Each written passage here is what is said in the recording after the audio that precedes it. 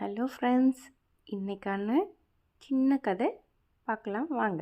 ஒரு கிராமத்தில் வேட்டை நாயும் சேவலும் ரொம்ப க்ளோஸ் ஃப்ரெண்ட்ஸாக இருந்தாங்களாம். அவங்க 2 பேரும் உலகத்தையே சுற்றி பார்க்கலான்னு சொல்லி ஊராக போயிட்டு இருந்தாங்களாம். பக்கத்து ஊர் போகிறப்ப காட்டு வழியாக தான் போகணுமா. அந்த வழியில் போயிட்டே இருக்கப்ப இருட்டிடுச்சான். அதனால் அன்றைக்கி நைட் அங்கேயே தங்கிடலான்னு முடிவு பண்ணிட்டாங்களாம். காட்டு விலங்குகிட்ட இருந்து தூங்கும்போது தன்னை காப்பாற்றிக்கிறதுக்கு ஏற்ற மாதிரி இடத்த தேடி கண்டுபிடிச்சாங்களாமா. அங்கே ஒரு பெரிய மரம் இருந்துச்சாம். அதோடைய கிளை சேவலுக்கும் அந்த மரத்தோடைய பின்புறம் ஒரு குகை மாதிரி இருந்துச்சாம். அது நாய்க்குன்னு முடிவு பண்ணாங்களாம். முடிவு பண்ணபடியே அவங்க போய் தூங்கிட்டாங்க.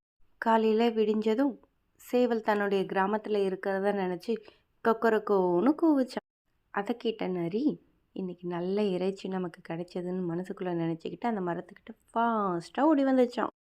மரத்தில் இருக்கிற சேவலை பார்த்து, சேவலரே, எங்கள் காட்டுக்கு வருகை தந்ததற்கு மிக்க நன்றி. எங்கள் காடு உங்களை வரவேற்கிறதுன்னுட்டு பாராட்டி சொல்லிச்சான். நரி சேவல்கிட்ட, ஓயாமல் கீழே இறங்கி வா, நம்ம நண்பர்களாக இருக்கலாம் அப்படின்னு சொல்லிச்சான்.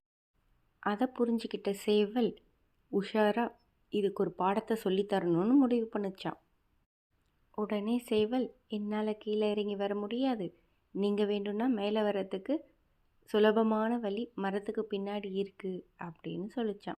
உடனே பின்னாடி வழியாக மேலே போகலான்னுட்டு ஆசையாக நரி பின்பக்கம் போச்சான். இந்த பேச்சு எல்லாத்தையும் அமைதியாக கேட்டுட்டு இருந்த வேட்டை நாயி பின்பக்கமாக வந்த நரியை அடித்து துரத்திடுச்சான். புத்திசாலித்தனமாக இருந்தால் தங்களுக்கு வர ஆபத்துக்களை நம்ம ஈஸியாக கிளியர் பண்ணிடலாம் அப்படின்னு தெரிஞ்சு வச்சுருந்த சேவலும் வேட்டை நாயும் சேர்ந்து ஒன்றுக்கு ஒன்று துணையாக சந்தோஷமாக ஊர் ஃபுல்லத்தையும் சுற்றி பார்த்துச்சான்.